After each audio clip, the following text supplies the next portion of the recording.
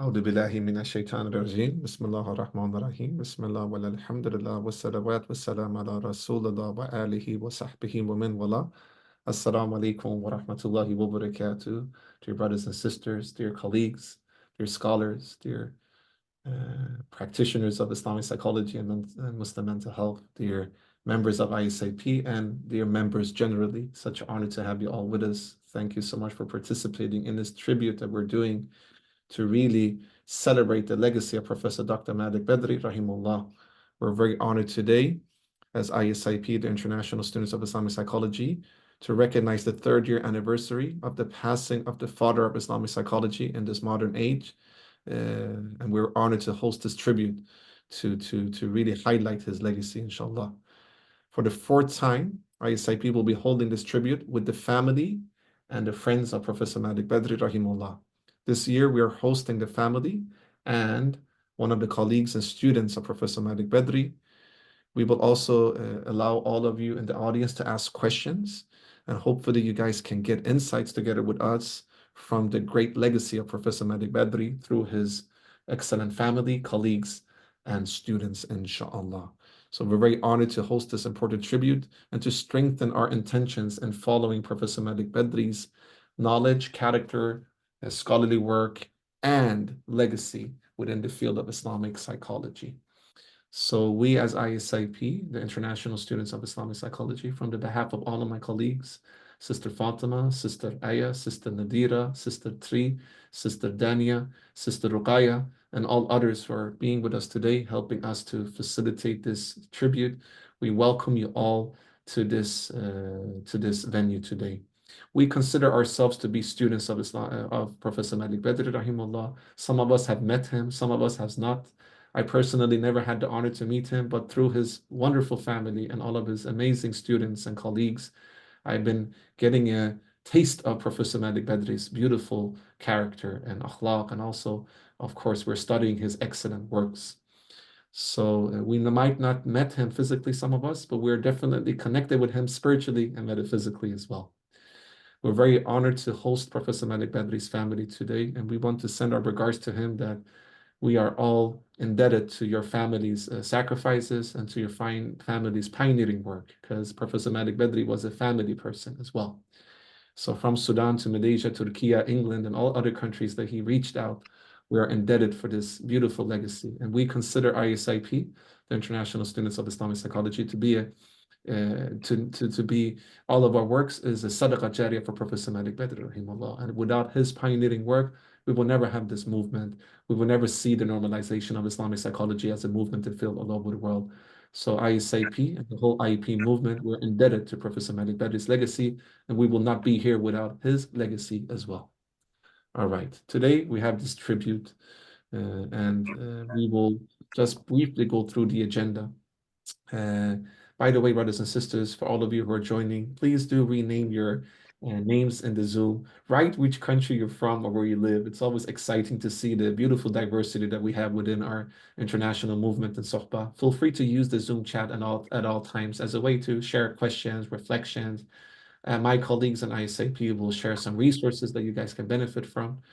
And we're very honored to have you all with us, brothers and sisters. Thank you so much for giving out of your precious time to be with us. Today's agenda will be that we will recite Surah Al-Fatiha. Also, let's have Professor Badri in our minds and in our hearts while we do that. We will go through some guidelines. We will also start with the panel discussion with Professor Badri's family. We will ask them some questions and learn from their experience and the relationship with Professor Badri. Please mute your microphones as well at all times. We will then have a keynote speech by Professor Shukran Abdul Rahman, who is one of the students and colleagues of Professor Badri from IIUM, the International Islamic University of Malaysia. After that, we will have some Q&As, and then we will end with some forms and some closing du'as, inshallah. A little bit about the Zoom etiquettes, dear participants, dear excellent brothers and sisters. Feel free to have your cameras on. It's always nice to see each other. And if you want, you can have the gallery view on, because then you can see all of your brothers and sisters from all over the world, which is truly an honor. No recording or screenshots are allowed. Within a couple of days, ISIP we will upload the tribute into ISIP's YouTube channel, and you can inshallah benefit from it from the YouTube channel. We will share the link to our YouTube channel, so feel free to subscribe and to benefit from the sacred knowledge of Islamic psychology from some of the leading practitioners and scholars within the field. Keep muted at all times when it comes to the Zoom. This is so that we can allow the tribute to move on smoothly. We already mentioned about renaming yourself. If you want to utilize the chat option, as we said, you're definitely most welcome to do so. And if you need any live transcriptions, dear brothers and sisters, please feel free to press the more button in the Zoom application and request for it, and then we will then we will give you guys access to that as well, inshallah. All right, a little bit about us as ISIP, the International Students of Islamic Psychology. Our mission statement is that we want to be an inclusive space designed to connect people with diverse backgrounds interested in the field of Islamic psychology and Muslim mental health. We aim to disseminate knowledge, share resources, and discuss best practices in a free and accessible manner. So everything we do within ISIP, dear brothers and sisters, is free of charge, so that no matter which socio-economical background a member has, they should benefit from the sacred knowledge of Islamic psychology. So all of our task forces, all of our activities in our local and regional chapters is free of charge. We also want to be a platform to enable further development of people's personal and professional interests, studies, and understanding of Islamic psychology within their communities and countries of origin. And that's why we try to do resource sharing projects, lectures, seminars, symposiums in many different languages, including English, Bahasa, Indonesian, Arabic, Urdu, Farsi, Turkish, Bosnian, French, Spanish, Russian, Malayalam, etc. Ways to participate in the movement. You can subscribe to ISIP's YouTube channel. My colleagues will share the link in the Zoom chat. You can join our Islamic Psychology WhatsApp groups for discussions and resource sharing, where you can benefit from all resources related to Islamic psychology from different universities, organizations, and also from the ISIP. So feel free to join the group if you're not already a member. You can also become a member of ISIP via our website at www.isip.foundation, where you can get access to our digital library free of charge with over 1,000 resources related to the field of Islamic psychology and Muslim mental health. And if you want to join any of our task forces, feel free to reach out to us through our email at contact@isip.foundation. And also, if you want to start a task force or start a local and regional chapter in your country and region, then feel free to reach out as well. We will be more than honored to help you to facilitate that, inshallah. So this is just a QR code to our Islamic psychology groups for resource sharing. Feel free to use it or join the link in the Zoom chat. And now we're going to present briefly our speakers and panelists for this beautiful tribute in the remembrance of Professor Malik Badri today, inshallah. Our keynote speaker will be Professor Shukran Abdul Rahman from Malaysia. He's a psychologist and he's a professor from International Islamic University of Malaysia, IIUM, which actually is a very important part of Professor Malik Badri's legacy. He is the president of the Malaysian Psychological Association and the dean in IIUM. He also serves as an associate research fellow at the National Higher Education Research Institute, IPPTN. We also have with us Brother Qasim Badri. This is the third year in a row that we have the blessings of having with us our beautiful brother Qasim. He's the son of Professor Dr. Malik Badri, Rahimullah. He has a master's degree in education policy from King's College London, UK, and currently he resides in the UK and England as well. We also have with us Professor Dr. Qasim Badri, who is the nephew of Professor Malik Badri. He was educated at Ahfad University in Sudan for his BA and earned his PhD in early childhood education from the University of California in 1978, and has spearheaded the evolution of AUW, Ahfad University of Women Graduates, for over 3 decades, subhanAllah. We also have with us Brother Abdel-Rahman, who is the second grandson of Professor Malik Badri. He earned a bachelor's degree in law from the University of Khartoum in Sudan. Currently, he's based in England, where he works and resides with his wife and 2 children, Ali and Malik, named in honor of his beloved great-grandfather, which is Malik, and also Ali, if I'm not mistaken, is the great-great-grandfather, as I understand. And last but not least, I hope we have with us Ustada Maryam Badri, who is Professor Malik Badri's eldest daughter. She was a former lecturer at Ahfad University and currently lives in England with her children and grandchildren. So feel free to give a digital applause to our panelists and our keynote speakers today, dear brothers and sisters.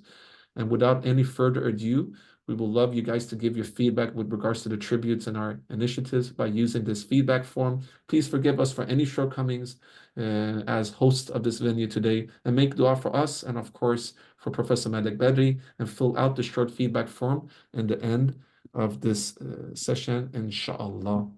So let's start by reciting Surah Al-Fatiha, and then we will open up for our panelists to join, inshallah. Let me just prepare ourselves. So, Bismillah ar-Rahman ar-Rahim.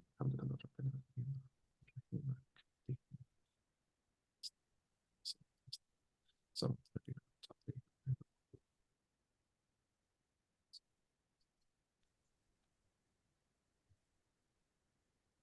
all right, Sister Fatima, if you could highlight the first panelist, and we will invite you, Professor Shukran, after the first panelist, the family of Professor Badri. We will have a chat and conversation with them, and after that, inshallah, we will invite Professor Badri, Professor Shukran for his keynote speech as well, inshallah. So, could you highlight Sister Fatima?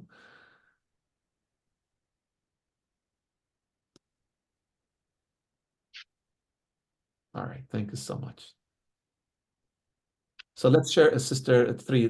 Please do not share the slides yet. We'll share it later, inshallah. Thank you so much. All right. If you can also highlight Abdel-Rahman, please, if possible. Sister Fatima.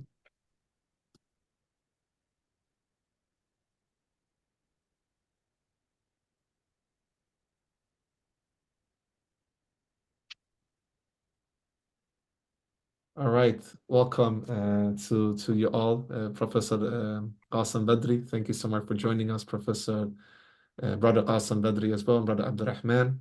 I also want to send our salams to Dr. Fatima Abdullah, who is here with us also, the wife of Professor Malik Badri, Rahimullah. She is here as an audience member. She will not join the panel, but nevertheless, we're very honored to have you with us, Dr. Fatima Abdullah. Thank you so much for joining us. And if you guys remember, if you were part of the tribute last year, if I'm not mistaken, or the year before, Dr. Fatima had an amazing presentation of Professor Badri's legacy. So may Allah subhanahu wa ta'ala always be with you, Dr. Fatima. I'm very honored to have you with us. So welcome to you all. I would like to start by asking you all to just present yourself a little bit. I don't know if I did justice by presenting yourself, but if you want to just present yourself briefly. So Professor Qasim, thank you so much for joining us. If you can just introduce yourself a little bit. An honor to have you with us.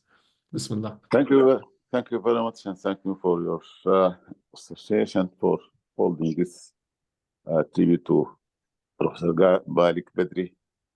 My name is Gasim Badri, Gasim Yusuf Badri. I am the nephew of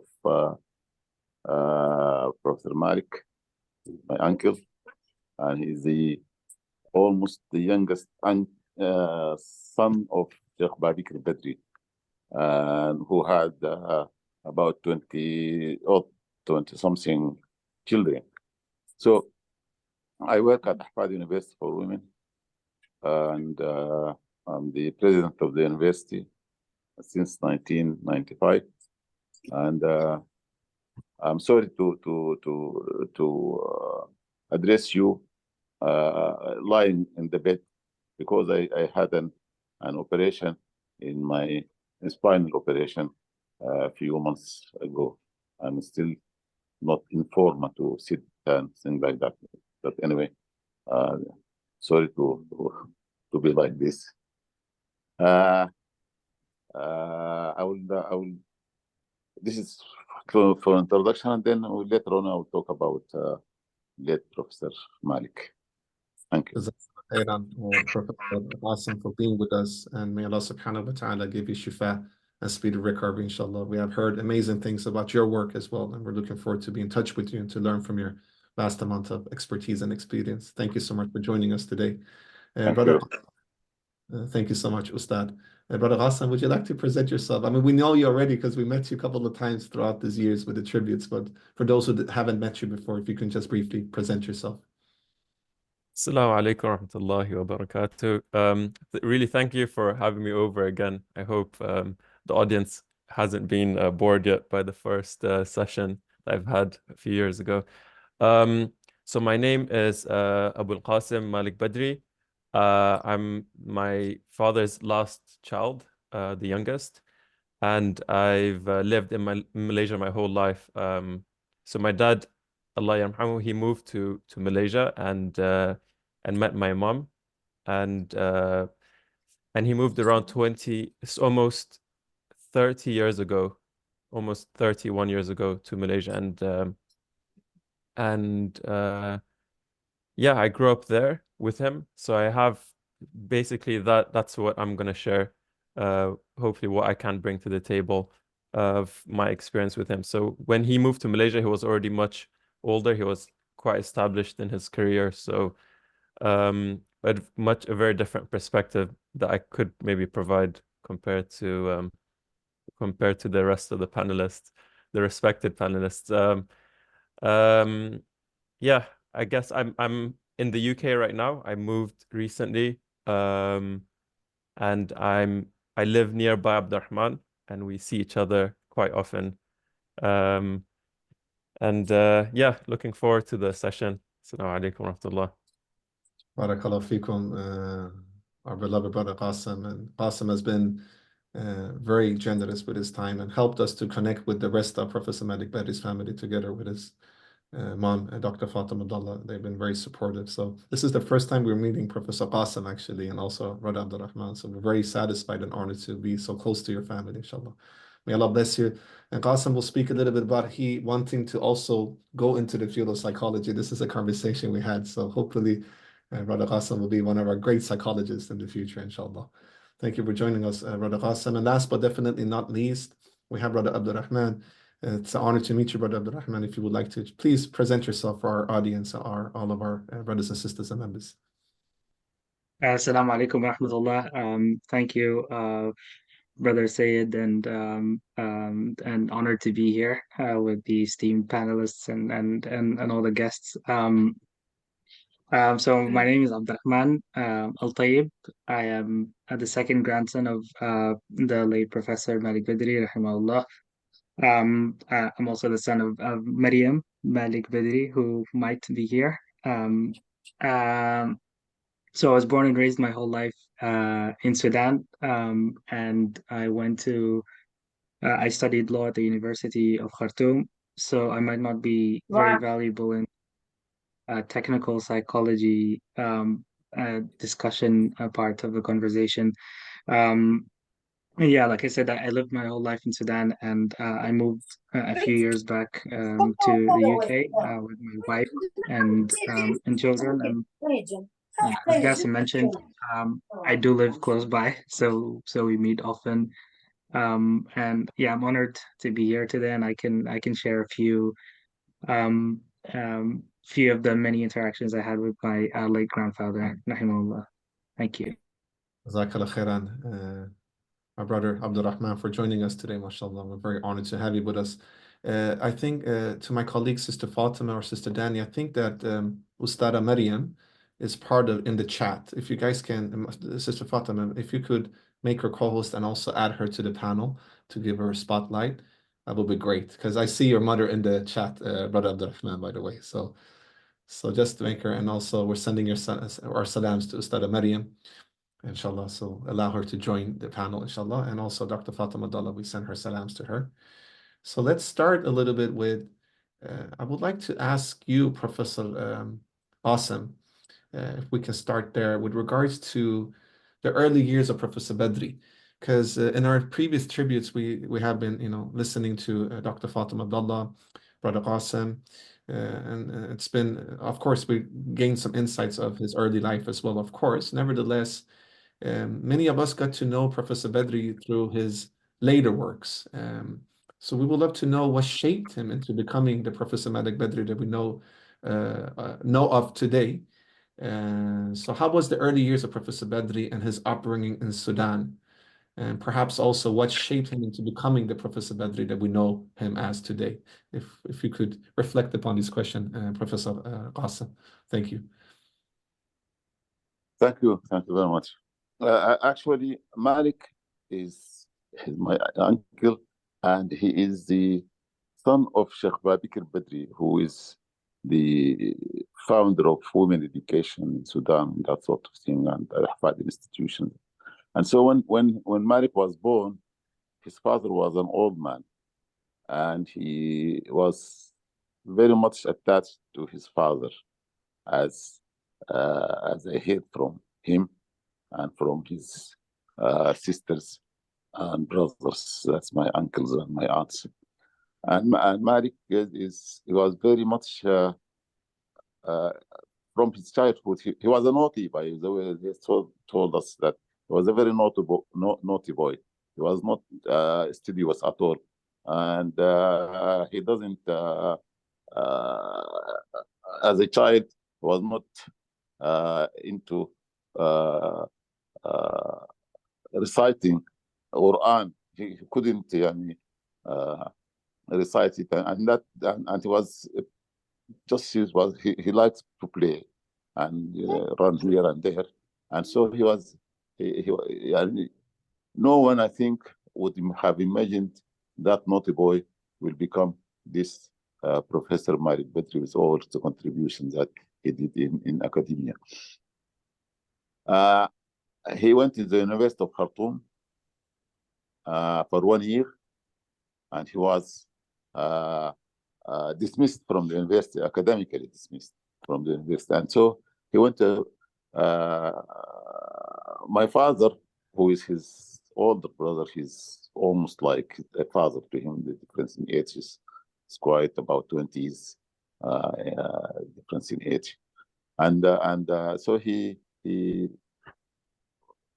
says that his father, that's the father of Malik, and said to his son Yusuf, Malik is your responsibility. Don't ask me anything about him. So my father brought Malik and said to him, I will send you to Beirut, the American University of Beirut, and this is in Lam Falan. Do you understand what is the meaning of in Lam Falan? In Lam Falan, he said to him, yes, I understand. In Lam Falan means if you do not pass there and study, then this is your last chance. So Malik went to Beirut and he shifted completely. And Beirut was the shift in his character at the American University of Beirut. He started to be exposed more to different nationalities and different cultures and different societies, and he was attached from that time to the Al-Urwa Al-Wusqa organization, or Islamic organization, and he went into that path. He studied in Beirut. He studied actually biology and physics and education to become a teacher in secondary school. And actually, this is what he did. And then he went back to Sudan and he started teaching at Ahfad. At that time, it was Ahfad schools for secondary school. And then he was given another scholarship. He went to England and he did master's and PhD in education. And from that time, he started to be interested in psychology. And Malik, he did not study psychology at an undergraduate level. He just jumped into psychology and then into the area of clinical psychology. And he worked in psychiatric hospital in Sudan, and then he worked with the UNESCO in Ethiopia for a year or two, and then he went to Saudi Arabia, and then back to Sudan, University of Khartoum, and then in 1990 he went to Malaysia, and he stayed in Malaysia for over 20 years. And this is the only place. What do you have? I don't know in Malaysia to be able to write such a very, very, very, very mobile person like Malik, and this is the only place where he worked for so long years, and this is his, in short, his background in work. As a person, Malik is a very gentle person.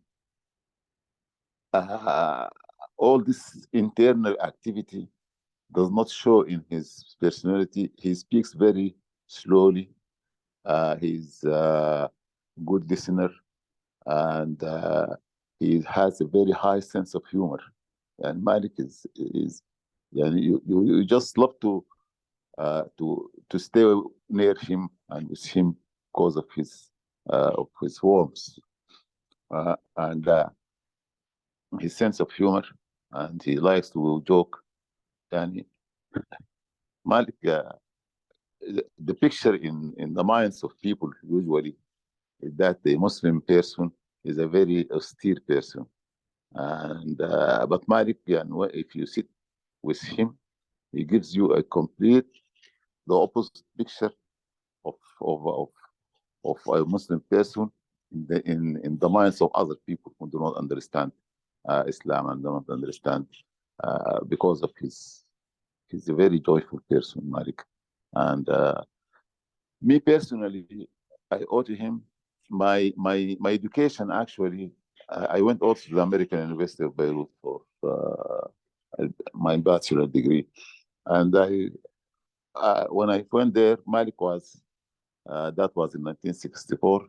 He was at the American University of Beirut lecturing in the school of Department of Education. There was teaching in the Department of Education before he went back to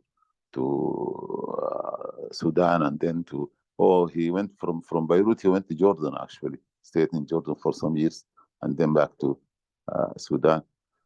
And then because of the political changes in Sudan, he had to leave the country, and in 1971, 72, something like that, to Saudi Arabia and other parts of where he was in. And so Malik is he's a good friend, and he's my friend more than my uncle. And although I am more than 10 or 15 years his junior, yet he doesn't give you that sense at all, or that feeling that he's senior or like that. He's a remarkable person, actually, Mali. And although I think his personality is a combination of things which you do not find in one person, and opposite things all mixed and made Malik the person, unique person that he was. Allah yarhamu, inshallah. Shukran. Thank you very much. Shukran jazilan, Professor Qasim. What an amazing, short but yet thorough presentation of the upgrowing and also the path of Professor Malik Badri to the day that we know him, like before he passed away. Most of us have a connection with him on this whole journey that shaped him. Would you say, Professor Qasim, because you're yourself very involved in education, particular for women and sisters, is this something that is quite rooted in your whole family, Professor Qasim, this advocacy for education, rooted education in our tradition, make it accessible? Is that something that goes through your whole family? Is something that you guys been raised up to believe in and to support and to normalize? Yes, actually, yes and no, because the people in the family who have gone into the path of education are not many. Few of them went into education. The others, they went into other professions. But still, the legacy of Sheikh Babikr Badri is cherished by everyone in the family, because he is also respected in the Sudanese society. And so this respect to Sheikh Babikr Badri and to the name Badri in Sudan made us under the obligation of carrying the spirit, so to speak, of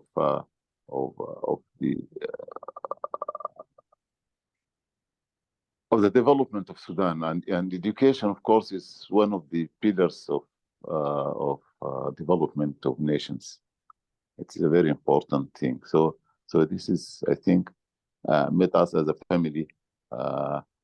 Education becomes our, even if not working in the field of education as such, it became a source of or a sort of profession, even if we do not take the chalk, but we still, every one of us, I think, has this feeling of responsibility towards the legacy. MashaAllah, MashaAllah. Jazakallah khair for safeguarding this beautiful amana, which is, of course, something that is sacred. To give access to knowledge for brothers and sisters is something very beneficial. And we're so glad that you guys have been working to provide that, not only in Sudan, but also internationally as well. May Allah subhanahu wa ta'ala accept all of this great works of all of you and your family, Professor Qasim. Just wanted to also ask quickly, like Professor Qasim, with regards to Sudan, and may Allah make it easy for our beloved brothers and sisters in Sudan. We know right now the situation in Sudan is not easy. So the whole Sudan is in our hearts and in our praise. We love Sudan. I mean, as Muslims generally, thank you, Professor Qasim. As Muslims generally, we are one ummah, and when one part of the ummah aches, then the whole ummah aches. And we're making dua for our beloved brothers and sisters in Palestine and Palestine and Gaza and all over the world, all Muslims that are suffering.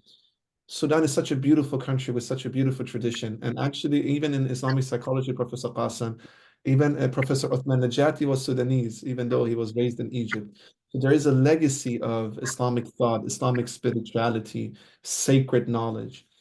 Could you briefly just share for us, as the students of Professor Badri and the student of you, Professor Qasim, as well, mashallah, you're our student, our teacher as well. Could you, if you share a little bit, what is it in Sudan, in the context of Sudan, that has shaped so many great scholars, so many great Muslim, hearts and minds throughout centuries and generations? Well, I think in Sudan, although education is not widespread, and up to now, unfortunately, in Sudan, we not all the children are in schools. But education in Sudan is very old, and education has been traditionally the work of the society, not of the government. And the Quranic schools in Sudan, which were since the 16th century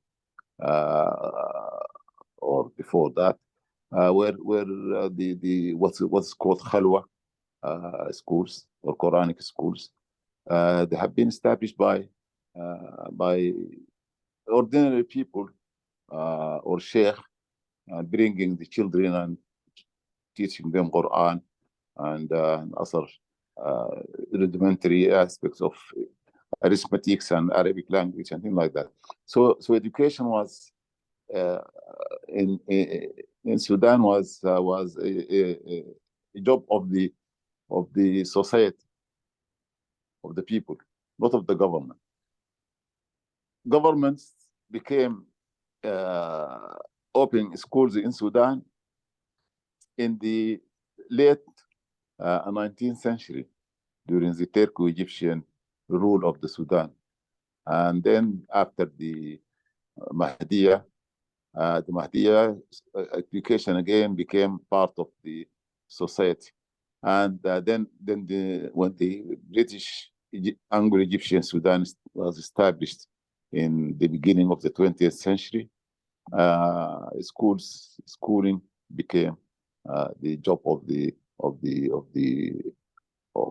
the governments, and of course governments up to now are unable to open schools or to have seat for every child. So the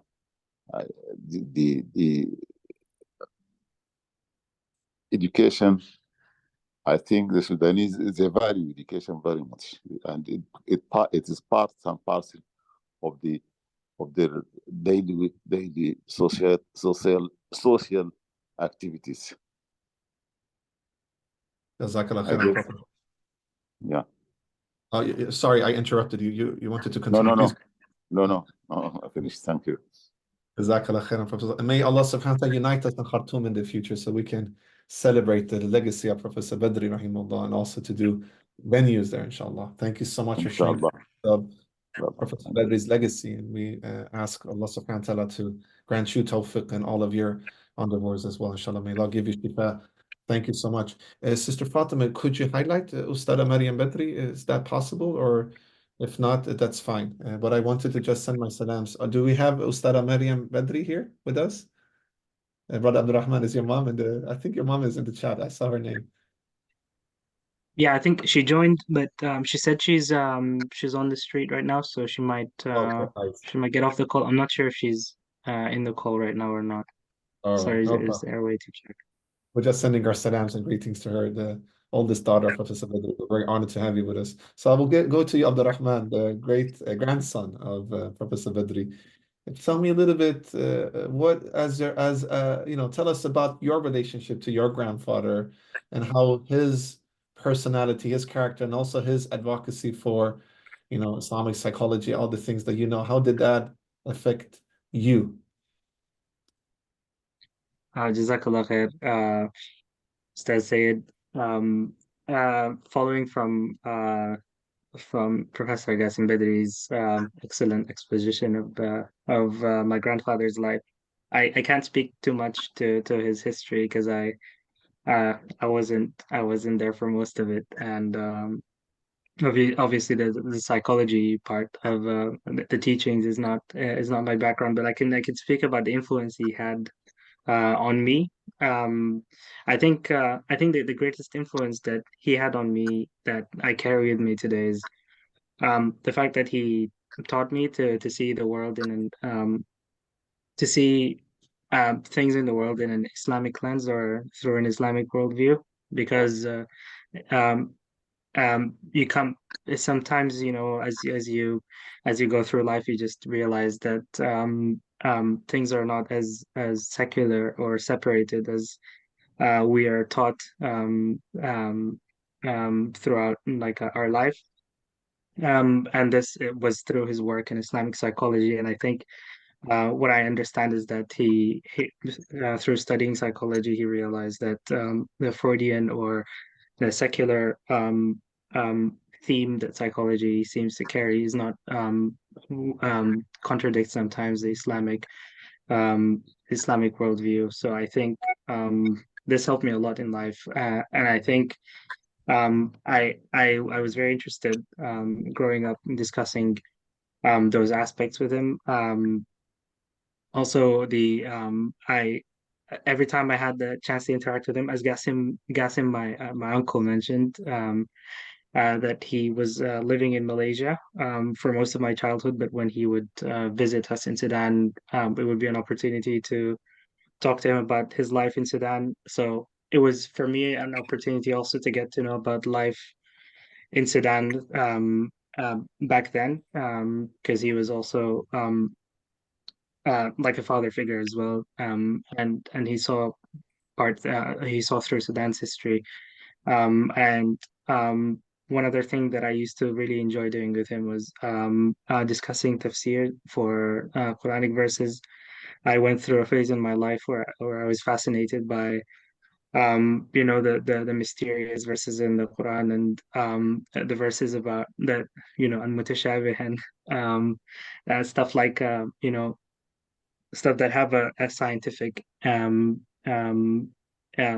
can be interpreted in a scientific way, like the verse about teleportation with Hazrat Sulaiman and Surah An-Naml, I believe. So this kind of conversations I used to have with him a lot. I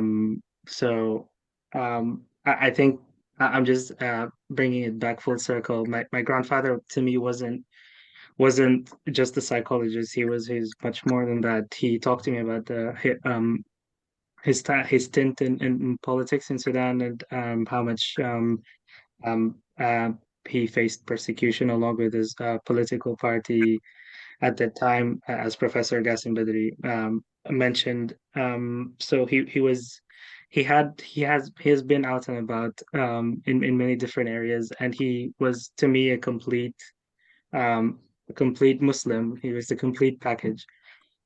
He was funny as well.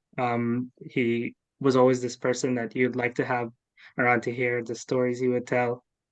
And so he was deeply spiritual, but also a lively person, as Professor Gasim Badri mentioned, that because in Sudan, there's this stereotype of a deeply religious person as a bit wooden and not as lively. So he brought that as well to the table. So I used to think of him as the complete Muslim, because he also had his side where he was as a young adult, with with the pranks and with being naughty and all that, and how he grew out of it. So his story is something that a lot of us can take inspiration from. That there's always humans are a mix of things, and we can always continue to grow in our spiritual journey. And also not leave that old person behind who was you know the person that people love to be around. So I don't want to take up too much time, so I'll pass it back to you, Brother Seyed. MashaAllah, Ustad Abdul-Rahman. What a beautiful, beautiful story and sharing you're doing. It touches our hearts. MashaAllah, thank you for being so generous, and thank you for your excellent presentation. Also for Professor Qasim, your excellent presentation as well, giving us insights into the life of Professor Malik Badri, Rahimullah. So tell me one of these jokes that, like for us to get to know him better. Do you remember any of the jokes that we could learn from? Because you're saying something that is so beautiful, and it's kind of like, so then, the Prophet sallallahu alaihi wasallam, he was like the perfected man, insan al-kamil, they call him in the tradition, right? So the perfected man, and he had connection with all of his emotional faculties that God gave him, right? And that's why we are following the Sunnah as a way to embody how to bring balance and mizan into our lives.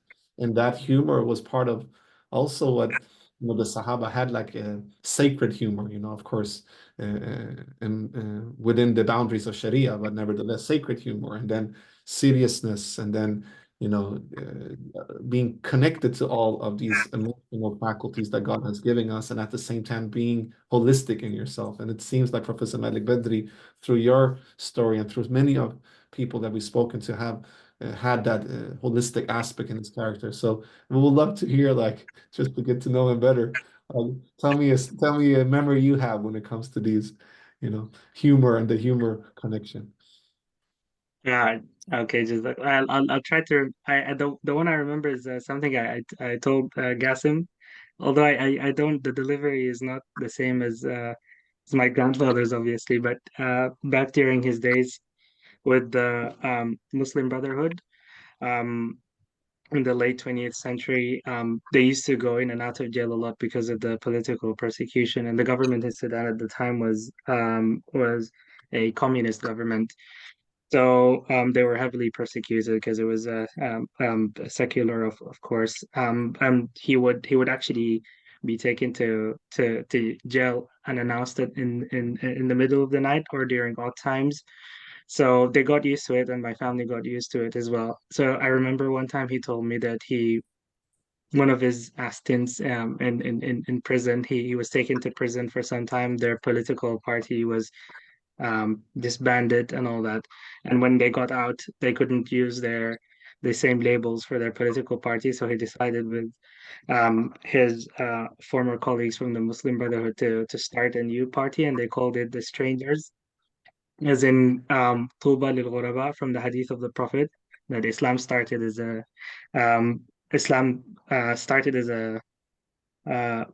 as a strange, way of life, and it will return to that. At the end of time, it will become a strange way of life again. So, glad tidings upon those who were strangers. So their political party was now called the Strangers, Al Ghuraba. So they said as soon as we named the political party, the police came over and just piled us up in prison again. So the way he delivers it is that Al Ghuraba were thrown in jail again. So I think it's just the way he tells those the stories and makes, you know, light of those. He finds humor in times that were difficult. And this is how like he viewed the world. So it's a joy to just sit and listen to him. SubhanAllah. It's actually quite remarkable because when we look at even research today, Abdel-Rahman, um, from a psychological point of view, and also like how do you deal with trials and tribulations, you know? I remember I met a Bosnian brother. This is maybe 10 years ago. And you know, the Bosnians have suffered a lot, you know, with the genocide there, you know, during the 90s. And may Allah make it easier for all of our Bosnian brothers and sisters, and all brothers and sisters all over the world that are suffering. And he said, there are two ways that we survived. One of the way, let's say it's not that good. He said smoking cigarettes, but let's put that aside. The second was humor. Humor. And actually, if we look at the tradition of logotherapy, for instance, which is a Western modality, but it's a great modality. I'm sure your grandfather loved logotherapy. Um, it's the meaning-making therapy. And the founder of the logotherapy was a man called Viktor Frankl. And Viktor Frankl, I'm sure many of you know, he survived the Holocaust. And he survived, you know, he was even in concentration camps. And what he became an advocate of meaning making in the suffering and the trials that you're going through, which is very congruent with the Islamic paradigm of finding meaning in trials and tribulations and bala. So he mentions in his diaries that when they were like, you know, in the concentration camp, they used to even joke, even though they're suffering, right? And to live in the moment, you know. And we're seeing this right now and all over the world where people are suffering. You know, how do you deal with trials and tribulations? You find meaning in life. We're so inspired by our beloved brothers and sisters in Gaza, how they're finding meaning in their resistance towards occupation, colonization, and this current genocide that is happening in Palestine and Gaza. May Allah make it easy for our brothers and sisters in Gaza and Palestine. I mean, but we see it in Bosnia, we've seen it in so many, and Viktor Frankl, he found meaning and he elevated himself. And instead of being frozen in the grief that he went through, and he allowed it to elevate himself and being compassionate towards others. And his view was, what happened to me should never happen to anybody else. So he didn't go into attacking the, you know, those who oppressed him. Rather, he found meaning in it, you know.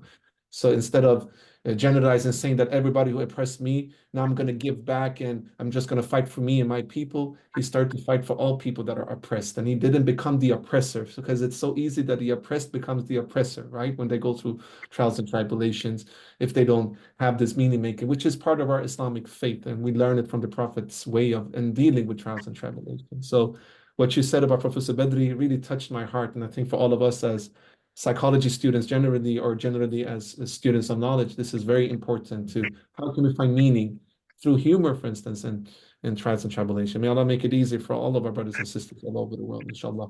I'll take you to, I'll thank you, Brother Abdel-Rahman. Briefly, Brother Qasim, thank you for joining us. And thanks to you, we're connecting with your beautiful family, Professor Qasim and Brother Abdel-Rahman, Ustad Abdel-Rahman, I should say. And with you, my beloved brother, please tell me a little bit, hearing from your cousin, right? And no, you're the uncle of Abdul-Rahman, by the way. Sorry, and also from your from Professor Qasim.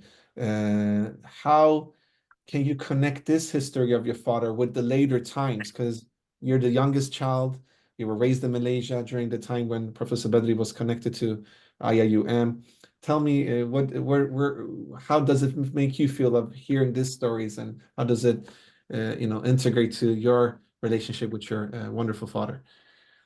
Assalamu alaikum wa rahmatullahi wa barakatuh. Thank you again for having me over. And you know, every time I hear stories about him in his past, I mean, a lot of it, I'm also hearing it for the first time, because I mean, he's lived, alhamdulillah, he's lived quite a long life, and he's met a lot of people. So a lot of people share different experiences about him. I think what I'm going to contribute here will probably not be too much. Like, I mean, I don't have a technical background in psychology as well, and a lot of people will be better placed, you know, to share the profundity of his, you know, his contributions. But I think what I can share maybe is just a continuity of what Abdel-Rahman and Prof Gasim spoke about, maybe veering into his 60s and onwards.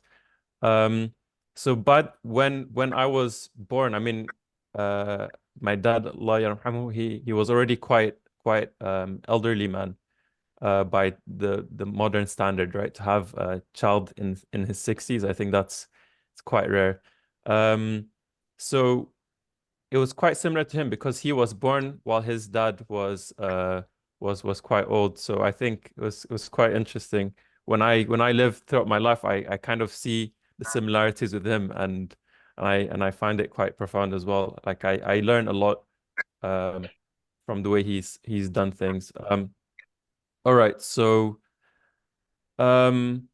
just carrying on of what they've shared. I think in terms of his character, I think what everyone who's met him would kind of deduce would say that he has the traits of being very cheerful.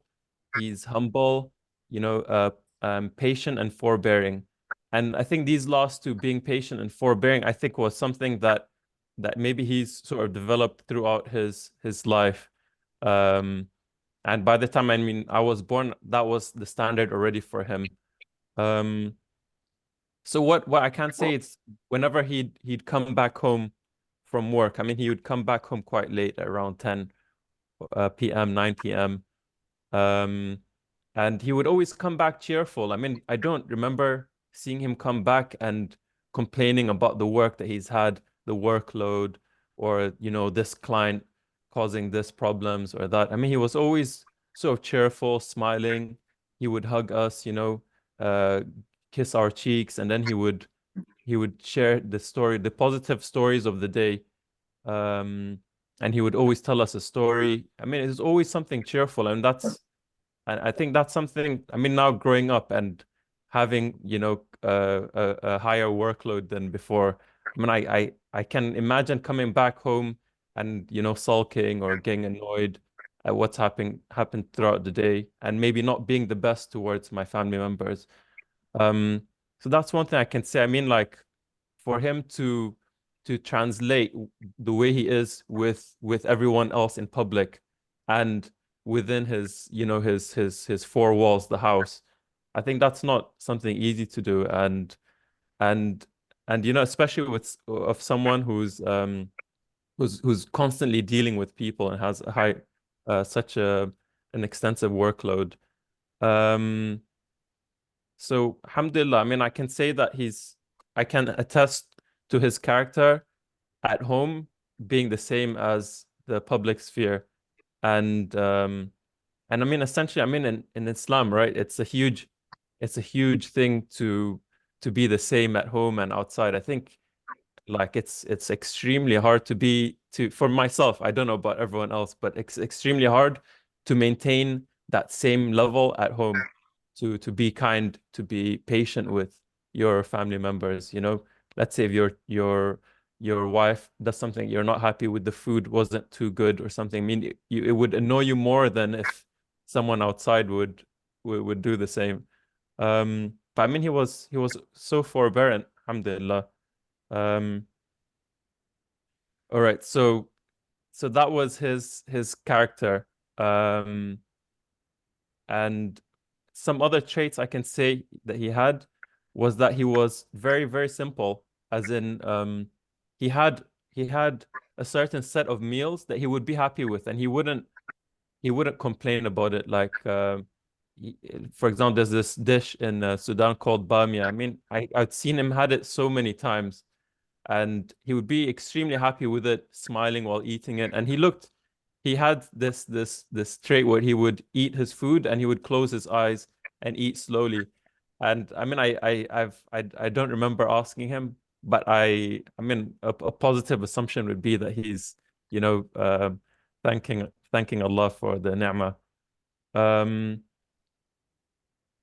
And another thing he had was that he never sort of like went out of his way to buy new things, like a new suit or a new watch. Or I think he was happy with what he had. He had this, like, contentment with what was given, and as long as it worked for him, he didn't just dump it away. So I think that's something that I think I've tried to carry on, and I hope I'm doing an okay job in. But like I think that's an important, really, especially nowadays. I mean, when it's extremely hard to do the same. I mean, you know, when there's always something new in the market. So I think that's a worthy trait to try to replicate. I'm just reading through my notes to see what else I remember. Yeah, I love this. Yeah, I wanted to, with your permission, may I just ask a Yeah, question? please. I think that it's so beautiful. Like, first and foremost, you're going into your father's footstep in an amazing way. I had the honor to get to know you for a couple of years, and mashallah, you're very humble. And may Allah allow you to become the psychologist that you want to become. I want to be part of that journey. Would you like to tell us a little bit, because this seems like there is the nature of modernity where we're like overindulging ourselves in things, right? Is that something that you can see was part of his character that also shaped his view of psychology? Because you're very interested in psychology. And maybe this is a complex question, Brother Qasim, so please forgive me. So I'm trying to think it's interesting, like, because Islamic psychology, the way that we have studied, and I had the honor to study under the citizen of Professor Malik Badri at Cambridge Muslim College with Dr. Rothman and all of his students, but also dealing with speaking with Professor Shukran Abdul Rahman, who will have the keynote speech soon, and many of his other students and colleagues at IIUM in Turkey, and then later in life, even in US and UK. It's Islamic psychology is very simple to understand. Tawheed at the end of the day, fitra, right? And it seems that Professor Badri is so connected to fitra, like you say, eating, he just enjoys it, you know. Ask Allah for, you know, thanking Allah for the rizq. And also his character when it comes to his family, you know, the same outward as inward, you know, you have the zahir and the batin. And this is not easy. I think we all have this, many of us have not congruence between our public person and a private person, right? So is there a thing here where you think that his ways shaped his views of psychology from Islamic paradigm? Because he is still he is a pioneer in a sense, you know, he's doing like some form of pioneering work in establishing the way that we view psychology today from Islamic perspective. Yeah, that's a great question. And to be honest, I think a lot of his students would be better placed to answer the question. But I mean, I'll just do what I can in terms of what I've known of him. I think a lot of it has to do with his experiences in his journey to contribute to Islam, basically. I mean, what he wanted to do as his vocation for the sake of Allah. I think when he first started, like in Lebanon, I mean, he was part of the Islamic Brotherhood, and for him that was like a lot of it had to do with like political change. And I think if you read more about it, you would see that there was a sort of shift and him looking more, you know, inwards into character. So so for example, when he went to Pakistan, he traveled there, he met I think Sheikh Maududi and his disciples as well. I think that's when he first saw the impact of the importance of character in someone's Islam, and how they made a huge point to purify your character. And I think that really had it always it had a huge impact on his on the practice of psychology that he's trying to bring forward. And I can't really say too much about because I don't know enough to expound on it. But I can see that in his vigor to work hard, you know, and to contribute. I think I remember this one memoir that he wrote about his time in Pakistan. So basically, he was with the disciples of Sheikh Maududi, and there was this one disciple that had cancer, but was still you know, making an effort to drive him here, drive him there, you know, learning and you know, doing what he could for the I think the party at the time. And I think seeing that, I mean, he's definitely, I'm sure that's had an impact on him, and he's carried that forward throughout his life. Because even when he had cancer, you know, in the last few months of him living, he still the pains of cancer was on his, I think his near the top of his spine, and he was still accepting to take part in like you know, some sort of course, an online course to teach. And you know, he would just before the course is starting, he would have so much pain to the point where he wouldn't be able to walk around the house, but he still said, "Oh, let me just do this." I mean, he wanted to do this until he couldn't do it anymore. I think that was the case with him. And I think to have, I mean, reflecting on this, like to be able, I mean, we all would say, "Oh yeah, I would definitely like to do this," but the reality is, I think, it really needs to be sincere and really coming from the heart, because when the pain sort of sets in, or when it becomes really difficult, I think it's only like someone's sincerity and dedication that would sort of take them the extra mile. I hope that so didn't stray off too much from your question. Oh, it was amazing. Thank you. Thank you, my beloved brother. Would you like to share any last things before we ask Professor Shukran to join us for his keynote speech? I mean, if any gems, anything that we can bring with us as students of Professor Badri and his legacy, and students of Islamic psychology, could we bring anything in, any gem from your side? Any of the notes you wrote? You have a lot of gems. But No, afterward. I think it's just something small, but just to add on to what Prof. Gasim Abdel-Rahman was saying, like his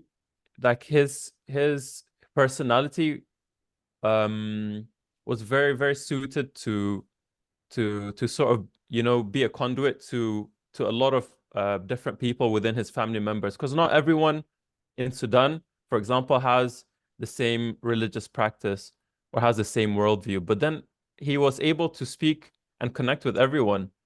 And I think for someone to be in psychology, to, you know, I think this might actually be a very important trait. I mean, to not to I mean, he was always cheerful. He always made jokes, and he didn't, even though he at that point he had a PhD or he was a professor, he didn't look down on anyone. He didn't, you know, speak in ivory tower terms. You know, with the he could speak to anyone, his grandson Abdel-Rahman, and connect with him and make jokes with him as if they're you know, not as if they're friends. So I think that aspect was something that I think would definitely need a lot of hard work to try to maintain, because I mean, that's not, I mean, we don't need to be so serious, right? I mean, if we're practicing what we don't need to be to have a, you know, a frown in our faces every day. So inshallah, Allah gives us the tawfiq to be positive and to carry out, you know, our efforts for Islam, inshallah. Ameen, Ya Rabbil Alameen. Ameen. MashaAllah, MashaAllah. I have like a huge smile on my face right now. I just want to start to joke with you. But this is actually so beneficial. Like, by the way, I love humor, and I thought a lot about humor therapy, but to bring like some humor that is Sharia compliant as well, because unfortunately, a lot of the modern stand-up comedy is very like vulgar. You can't listen to it, right? I love like the Sharia compliant humor. It's amazing. It makes you laugh, you know. It connects hearts through the murabatan, heart-to-heart connection.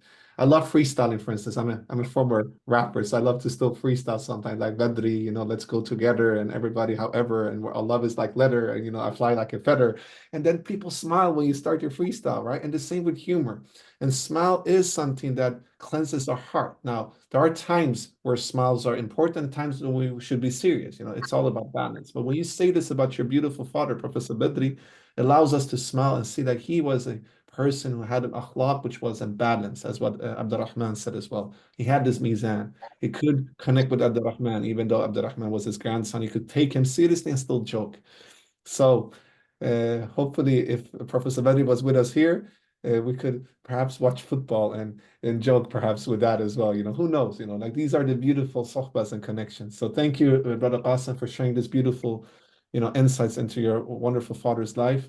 I want everybody to give a round of applause to our beloved family. You are our family as well, and ISIP is your whole family. You're part of our family. So to Professor Qasim, to Brother Abdel-Rahman and Brother Qasim, round of digital applause, please. Thank you so much for sharing these gems from your beautiful uncle, cousin, grandfather, and father.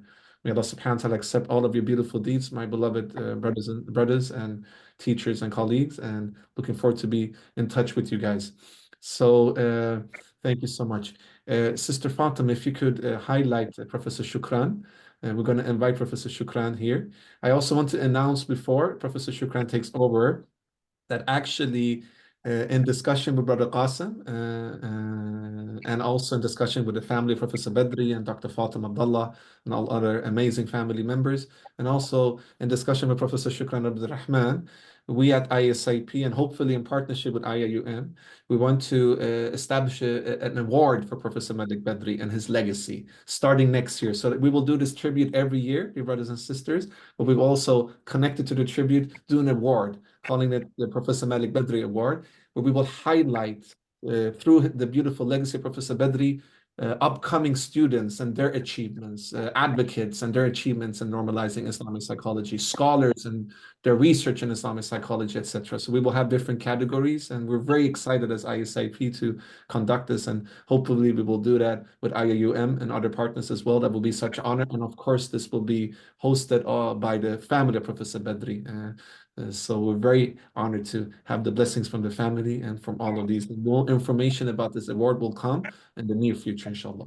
So without any further ado, Professor Shukran Abdul Rahman is a psychology professor from International Islamic University in Malaysia, and one close colleague and student of Professor Malik Badri. They worked for many years in IIUM together, and now Professor Shukran will share his will share a PowerPoint presentation speaking a little bit about his relationship and with Professor Badri. So without any further ado, the floor is yours. And do you want us to share the PowerPoint presentation for you, Professor Shukran? Yes, Brother Seyed, please. All right. So Sister Tree, if you can share your screen, please go ahead, inshallah. Yeah, Bismillahirrahmanirrahim. Alhamdulillahi Rabbil Alameen. Wassalatu wassalamu ala ashrafil anbiya wal mursalin wa ala alihi wa sahbihi ajma'in. رب اشرح لي صدري ويسر لي أمري واحلل عقدة من لساني يفقهوا قولي. Thank you, Brother Seyed, for the introduction. Respected family members of Professor Malik Badri, Allah yarhamhu.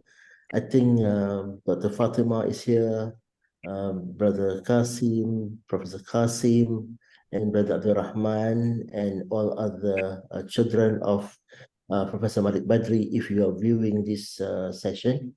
Alhamdulillah, we have heard, we have listened to beautiful stories, narration of the personality, the attributes of Professor Malik Badri, and I'm here, I think, sharing some the good experience that I have had when I was with Professor Malik Badri, either as a student or as a colleague of his. Allow me to share with you the slides which I have prepared.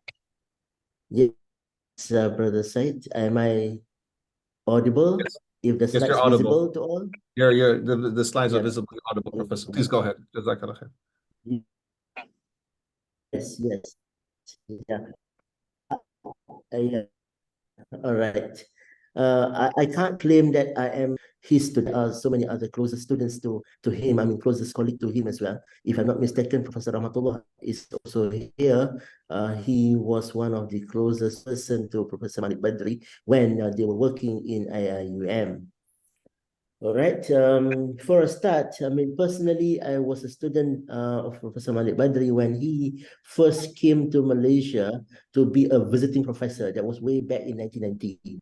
So I was only in my first year doing a Bachelor of Islamic Liberal Knowledge and taking psychology as my minor subject. So Professor Malik Badri then was a visiting professor. He taught me social science.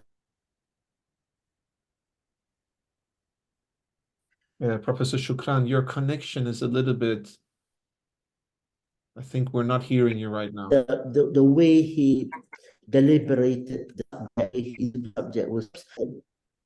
Professor Shukran, your connection is a little bit off. Maybe you could close your camera and see if the connection becomes better when you do the presentation. I'll try. How's that now? Yeah, it's much better. Please go ahead, Professor. Okay, yeah, I was telling that I was a student of Professor Badri when he was first visiting professor to IIUM. For your information, Professor Malik Badri started as a visiting professor, I think for 6 months or for 1 year or 1 semester, after which returned to Sudan, and then he came back as a permanent member, permanent academic member to the university. How much time do I have, Brother Seyed? 20 minutes? Please, you have time. You have time. You have time. So feel free to. Yeah, okay. So, I would like to highlight one personality attribute or personality trait of my teacher, my great teacher here, which is Zamala. Right? This is a construct that I like to use or like to honor when I describe my teacher here, which is Zamala, and I will define it in my presentation. And what are the characteristics, what are the domains in this concept which has been shown or demonstrated by Professor Malik Badri. And the third one is some of the Professor Malik Badri's sample of behaviors which reflect this Zamala attribute, right? Okay, move on to the second page.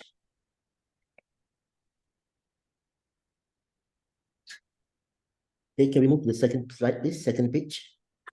All right. So as a scholar, Professor Malik is the center of attention and center of reference among students and staff, especially among academic members in the university. Not that. The previous slide, please. Previous page. Before this. Can we move back to the first page? Okay. The students and academics are from the university. Hang on. Where's that? Second page.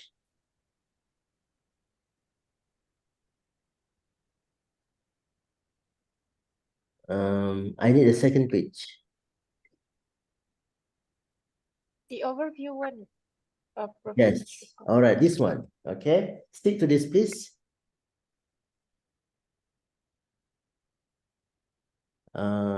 Something wrong with the slides? Okay, after overview, can we move to the second page? Okay, stick to this, please.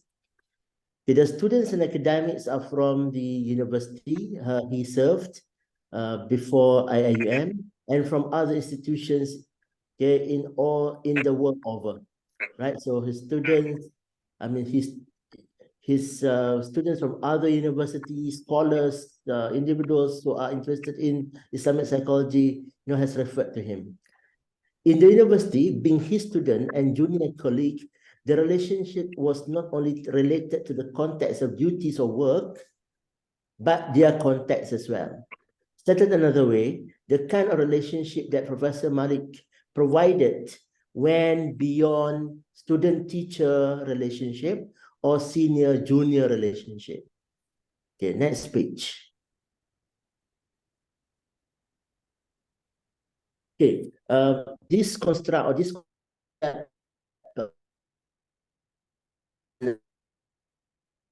of Professor Malik Badri is an important cornerstone in higher learning institution, right? Some universities refer the term Zamalah as financial scholarship or fellow status, but the concept of Zamalah that I want to use tonight, okay, is to describe the close relationship which is developed, okay, between students and based on shared interests or based on specialization between student and teacher or between senior scholars.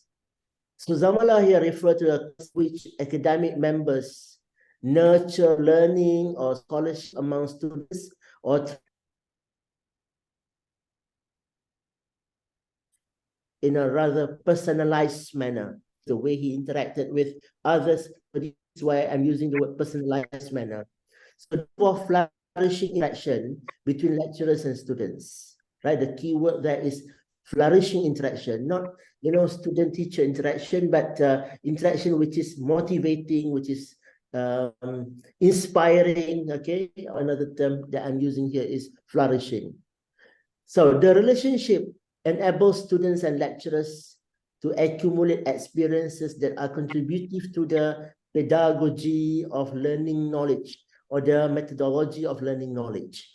The Zamalah has been the practice in Harvard University throughout many generations, and this is what we have also benefited from Professor Malik.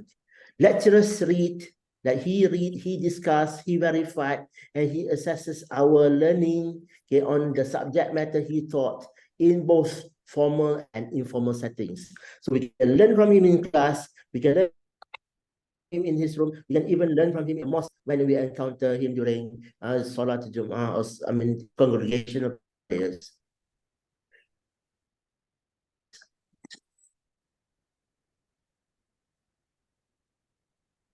Okay, the next page.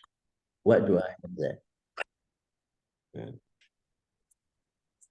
So the contribution of Professor Malik Badri to the development of Islamic psychology and what is the value that he showcased or he upholds or he upheld then. In this university, in the contribution of scholars to the development of psychology, including Muslim psychology. History and philosophy of psychology exposes students to the theology, ontology, axiology, and theology of psychology as contributed by the scholars. So with regard to the notion of axiology, we discuss aspects which are related to values, encompassing the values that a scholar upholds or the valuable practices he or she introduces. The values that a scholar upholds are the ground for the work he or she conducted or discussed. Now, an important notion when we study the contribution of a scholar towards the development of psychology is the scholar as the bearer of certain value. So this presentation will focus on an intrinsic value of Professor Malik, which are manifested in his praiseworthy behaviors, and that term Zamalah come to describe the way he relates to his student, his other people that he deals with, that he communicates with as well. Okay, next.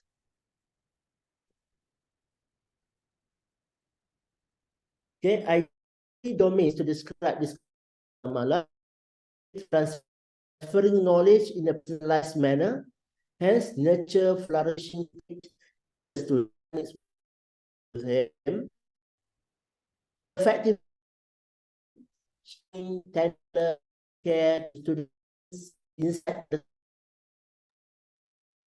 Professor Shukran, your connection is a little bit, it's not that good, so your voice is not fully clear. see him or who deal with him. Professor Shukran, if you could reiterate, because your connection is a little bit... Okay, how is that now? Now it's better. Please, please go ahead. Yes. If you could reiterate this slide, please. Okay. Could you try to speak again? Actually, in a workshop, I mean, yes. I think we're hearing you now clearer, Professor Shukran. So please go ahead again. Jazakallah khair. Better now? Yeah, Yes. it's better now. All right. In Yes. terms of the domain of behavior, yes, this concept is also characterized by the behaviors which nurture and which facilitate learning through formal and informal approach. Next.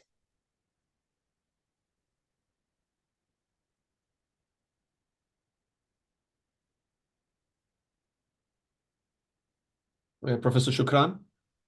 Yes. Unfortunately, Professor Shukran, we're not hearing you right now. All right. Now.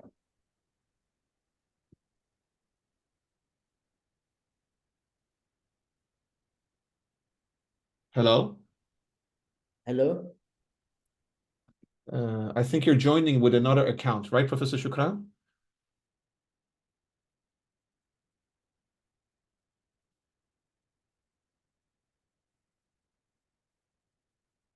Professor Shukran?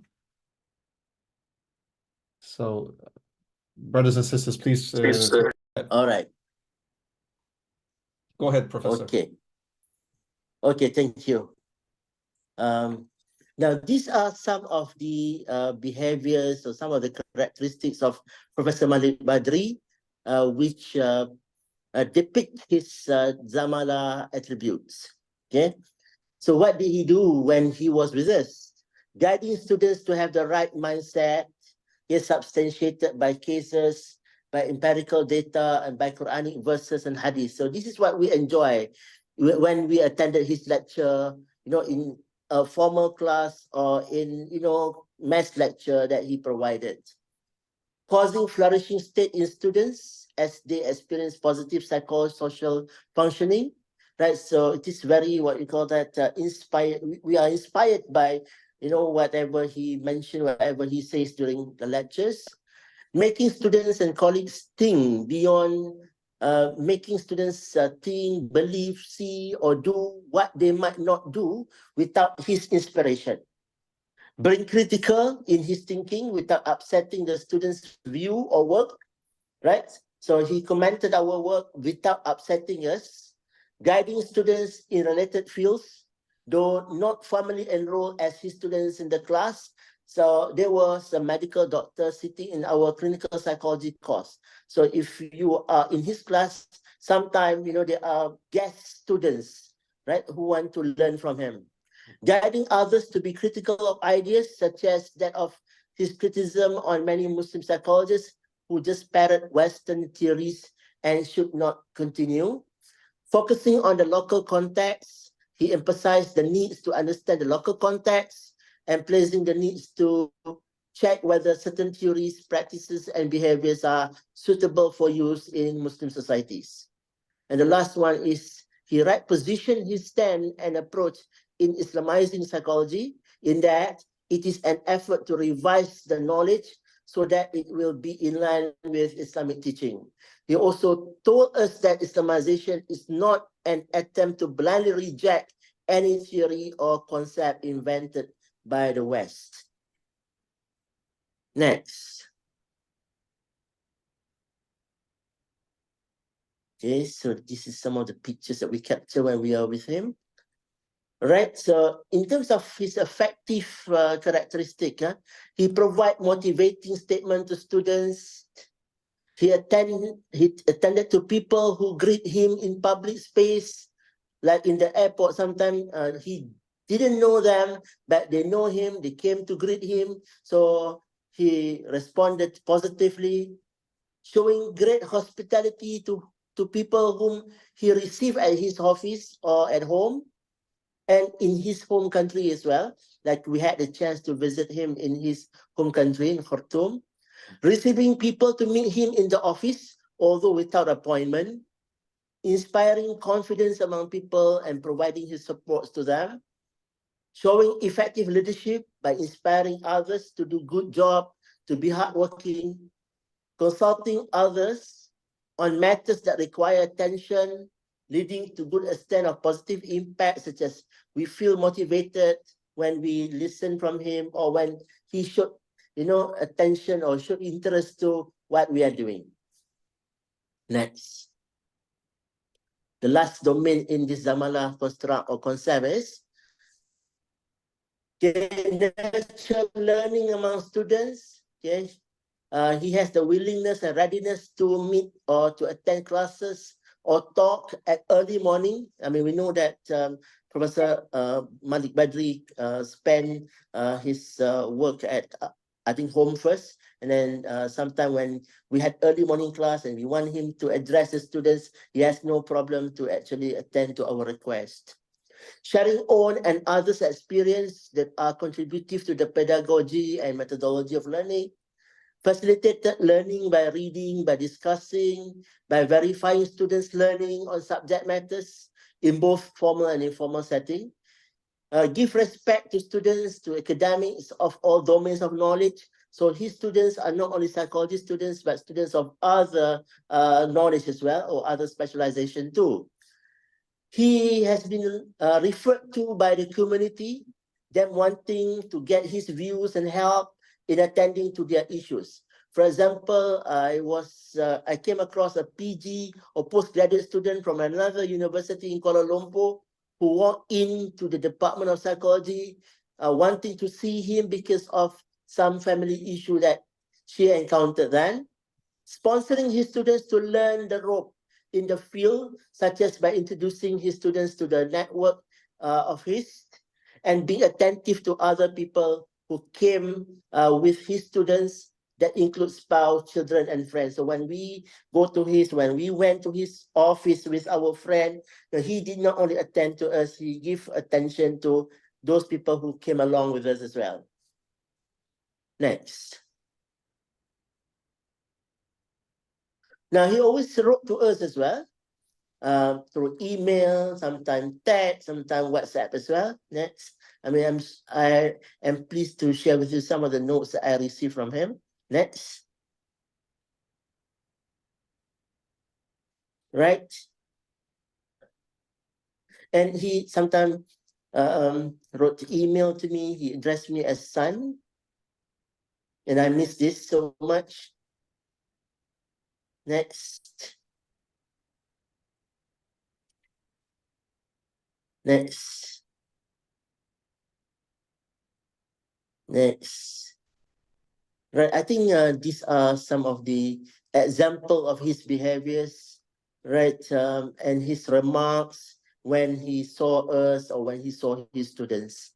And by the side, I think that's all from me. Thank you very much. Jazakallah khairan, Professor Shukran Abdul Rahman. Thank you so much for sharing this beautiful presentation and allowing us to learn Professor Malik Badri Rahimullah's legacy at IIUM, and as a teacher and as a scholar and as your father as well. I just got tears in my eyes when I saw, and Sister 3, you can stop sharing the PowerPoint, please. And if you can also, Sister Fatima, just highlight the whole family of Professor Badri together with Professor Shukran. And also, if we have Professor Rahmatullah with us, if you can highlight Professor Rahmatullah as well. And also Ustada Maryam Badri, please. And also Dr. Fatima Abdullah, if you highlight the whole family. And Professor Shukran and Professor Rahmatullah, assalamu alaikum. We want to be with us in this sohbah, inshallah. Professor Shukran, I got tears in my eyes when he was emailing to you, son. That was so beautiful, subhanAllah. And I heard this from other students as well. Could you highlight Sister Fatima, Professor Rahmatullah, and also if you can highlight Ustada Maryam and Dr. Fatima, please. I would really appreciate it. Thank you so much, Sister Fatima, for your amazing work. It really touched my heart, Professor Shukran. I mean, subhanAllah, that was beautiful.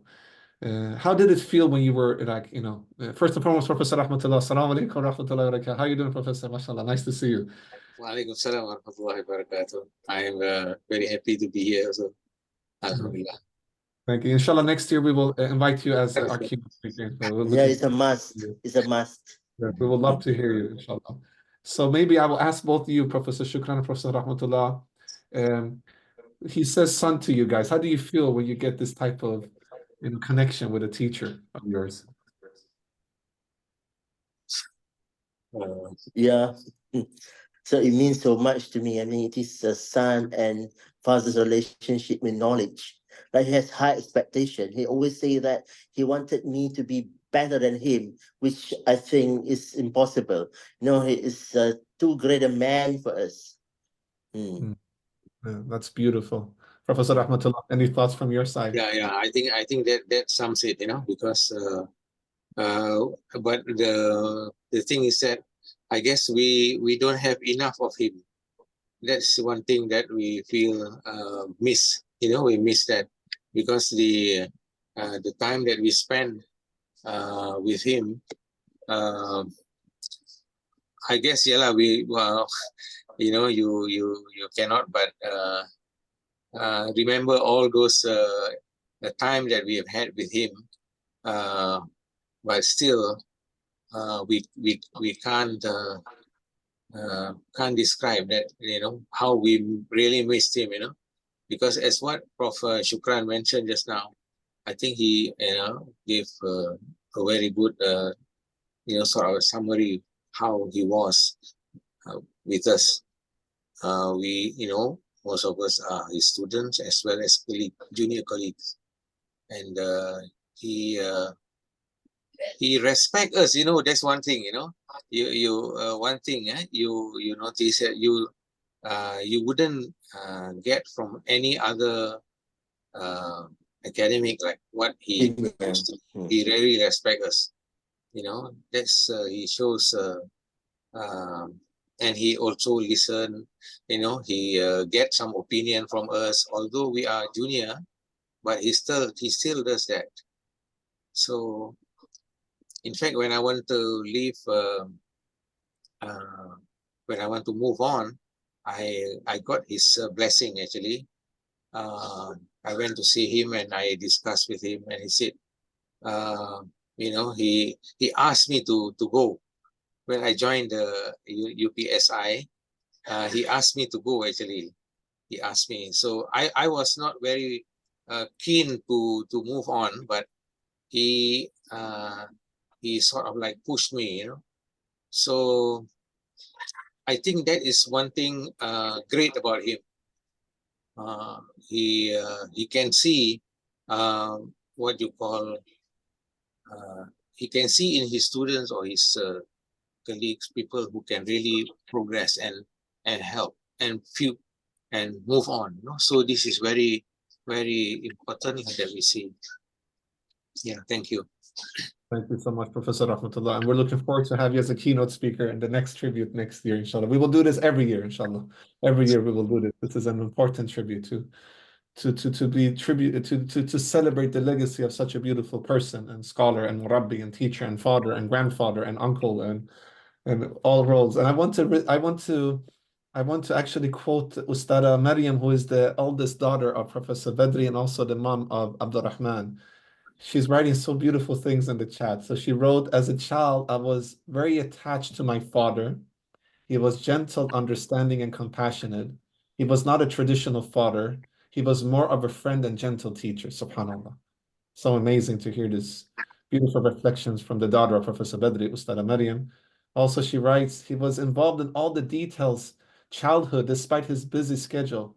He was keen to plant the seed of the deen and the love of Allah and the Ummah for as early as I can remember. SubhanAllah. What do you guys say if I go back to Professor Qasim Badri? We're rounding up the tribute now, and we want to allow all of our participants to ask questions. So brothers and sisters, use the Zoom chat to ask questions. Your questions will be very appreciated, and we will address them now to the family of the Professor Badri Rahimullah and also to Professor Rahmatullah and Professor Shukran. These reflections from your mom, maybe Abdel-Rahman, I'll ask you, what does it feel when your mom is saying this, Abdel-Rahman?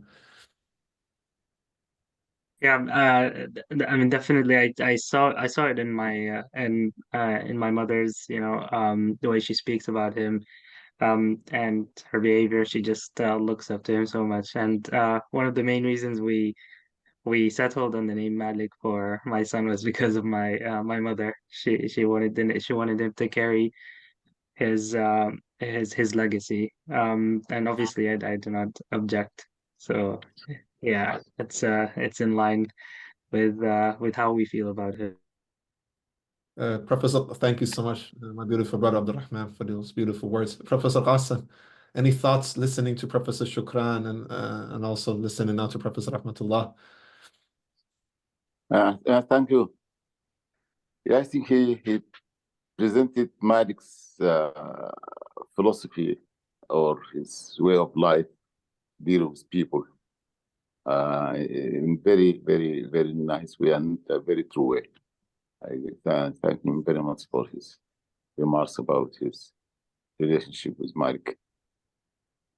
MashaAllah, Jazakallah khairan, Professor Qasim, for being with us in this venue today. And we're honored to have you with us and hope to work with you soon, inshallah, Professor Qasim. And we'll love to support your Inshallah.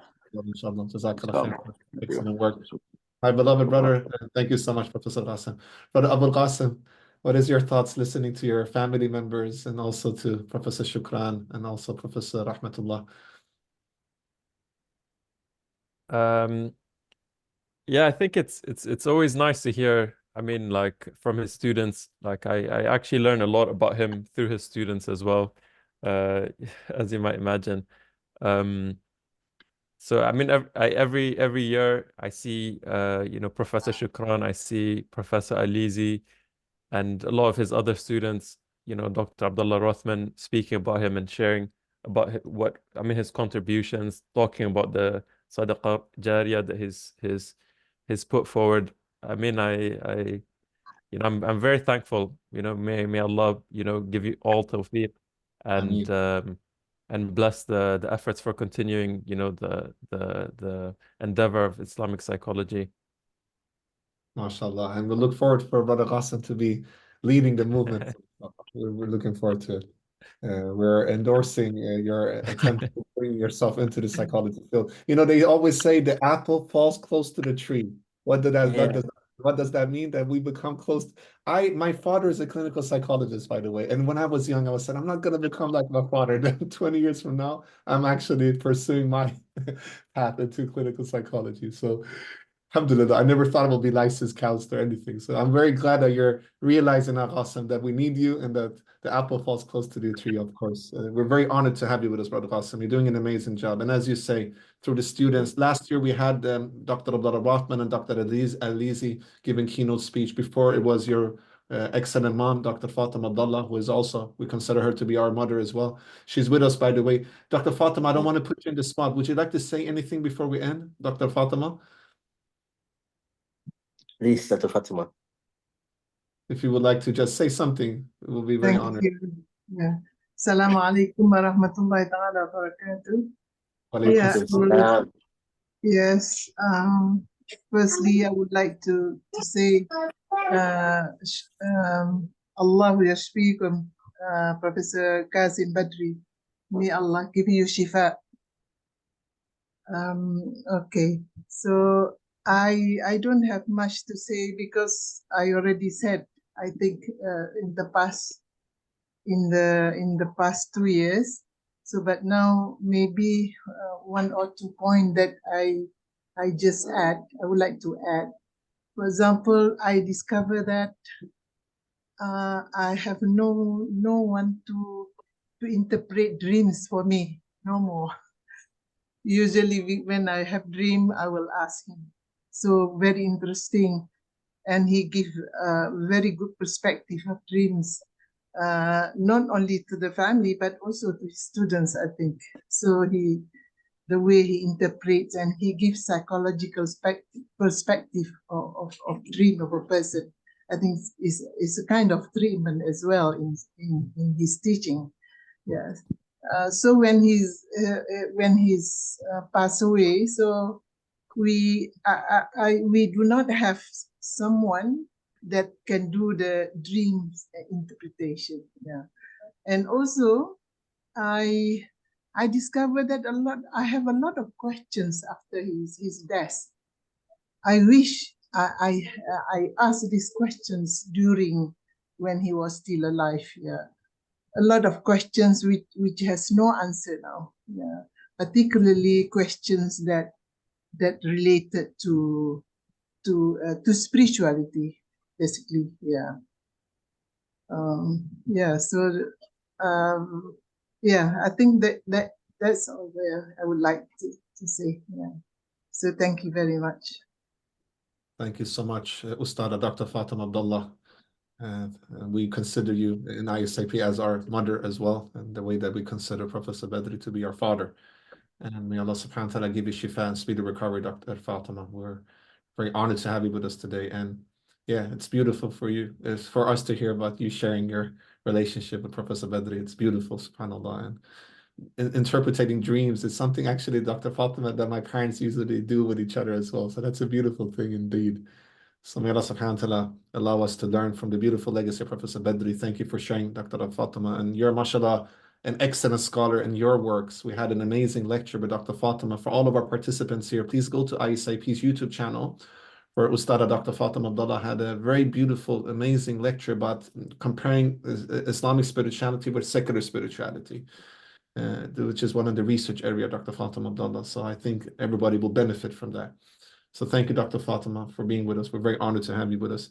So from the behalf of ISIP, the International Students of Islamic Psychology, from the behalf of all of my colleagues, I want to thank Sister Fatima Ahmed, the co-founder of ISIP. I want to thank Sister Nadira, the project manager for our international lecture series. I want to thank Sister Dania Seyed, who is the international secretary of ISIP. I want to thank Sister Aya, Naimatullah, who is one of our project managers for the Ibn Masud initiative in ISIP, which is an initiative where we support brothers and sisters who have different special needs and disabilities. I want to thank also Sister Tri for being adminning the session today in an excellent way. And I also want to thank Sister Ruqaya, who is one of our admins and leaders within ISIP, doing an amazing job. To all of our brothers and sisters who joined us from all over the world, all of the participants, thank you for all of your reflections in the chat. Thank you for all of your questions, and thank you for all of your support. You're all doing an amazing job. From myself, I want to ask for any shortcomings from my side. If I said anything wrong or hosted it in any wrong way, please forgive me for any of my shortcomings. And if anything good came from us, it's all from Allah subhanahu wa ta'ala. All the mistakes are solidly mine as your brother. And I hope to see you guys soon. It's Ramadan soon, so already now we send our Ramadan greetings to all of you. May Allah subhanahu wa ta'ala accept all of our khidmah, all of our studies, and all of our applications in the field of Islamic psychology as sadaqah jariyah for Professor Malik Badri, Rahimullah, and for his family, and for his students, and for his colleagues.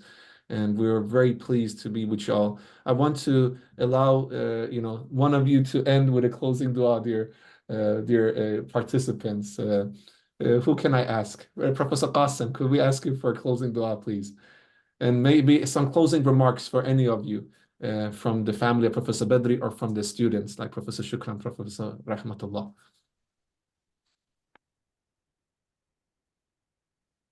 Any closing remarks?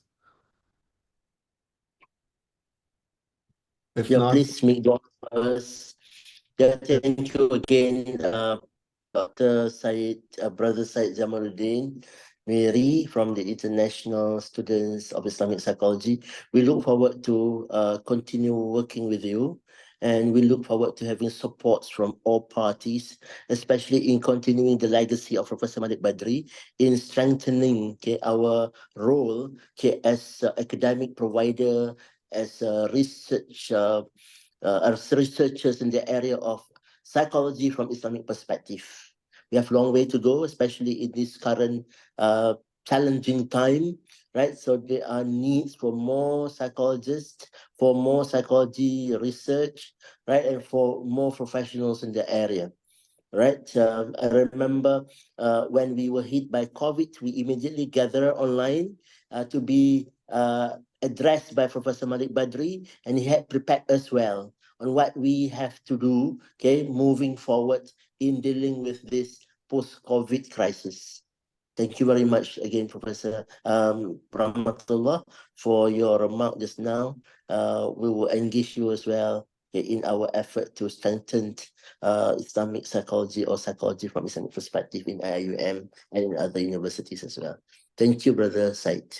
Jazakallah khair, Professor Shukran. I'm very honored to be with you and to be with Professor Rahmatullah Khan. You guys are pioneers in the field of Islamic psychology, both of you, Professor Shukran and Professor Rahmatullah.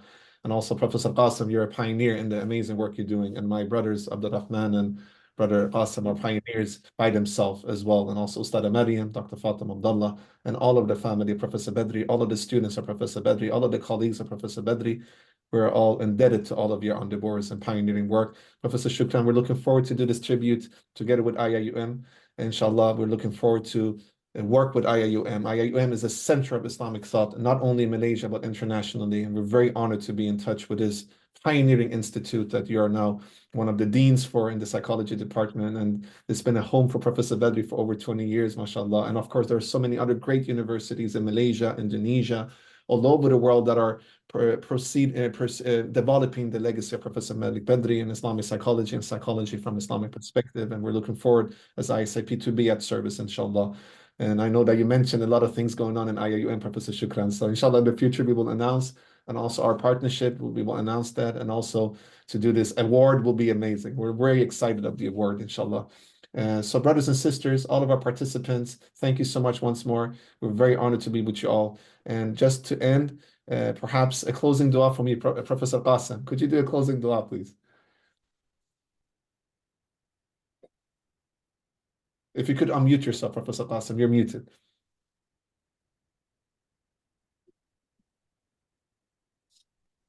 Yeah, that's fine. Thank you very much for this opportunity, and I really appreciate your honoring Professor Badri, Professor Malik Badri, and remembering him and keeping his legacy alive in Malaysia. We thank you very much on behalf of the family on hosting this memorial. Thank you very much. Thank you so much. Jazakumullah khair. Jazakallah khair. We're honored to have you with us. May Allah give you shifa. Brothers and sisters who are part of the meeting today, many of you are practitioners, many of you are scholars, many of you are our colleagues. I want to thank all of my colleagues in ISIP. You're all doing an amazing job. All the colleagues in IP movement, you're all doing an amazing job. And let's continue the legacy of Professor Badri. This is a collective effort. And let's make his dream come true, inshallah, of seeing Islamic psychology being normalized all over the world through your movements, through your institutions, through your university, through your colleges, and through your organizations. Let's do it in collaboration and partnership. We're at your service as ISIP. We appreciate all of your efforts. Brothers and sisters, continue your scholarly work, continue your studies, continue your application of Islamic psychology. Continue to read the books of Professor Badri, Contemplation, The Dilemma of Muslim Psychologists, the stories of the prophets and the Anbiya, which was one of his last books that Professor Sulaiman Dareen actually spoke about last year, one of the leading scholars as well in the field of IP. Continue to advocate for Islamic psychology, Muslim mental health. Continue to be an ambassador for the character of Professor Malik Badri. I want to thank you all, brothers and sisters, all of you who are part of our resource sharing groups, our WhatsApp groups, our social media groups. You're all doing an amazing job, and I'm very inspired by learning from all of you because you're all our leaders in yourself, and you all have sources of knowledge that we can benefit from, inshallah. Thank you to all of my colleagues in ISIP and all of our task forces, all of our local and regional chapters for the tremendous work you're doing to further strengthen the legacy of Professor Malik Badri. Without any further ado, I'll let everybody go now. Professor Badri